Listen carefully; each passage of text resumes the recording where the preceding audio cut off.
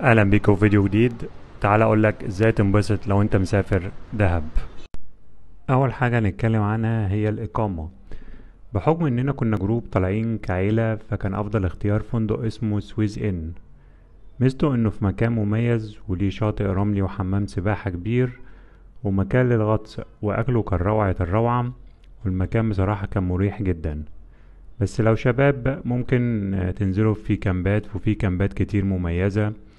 الفكرة هي بتبقى في هدف السفر وطبيعة الجروب اللي معاك. الرحلات والأنشطة اللي عملناها هناك واللي أنا برشحها ليكم: رقم واحد طبعا لا غبار على أمتع رحلة كومبو، وهي البلو هول مع البلو لاجون وأبو جالوم.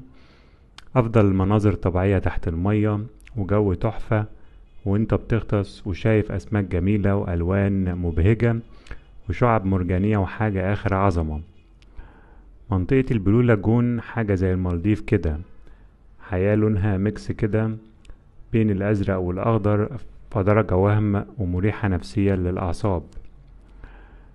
السفاري في دهب من الأنشطة الحماسية، وجمالها بقى لما توصل للريست وتطلع وتتصور فوق جبل الطويلات، وتنزل تشرب الشاي البراد الجميل وانت بتغني مع الناس.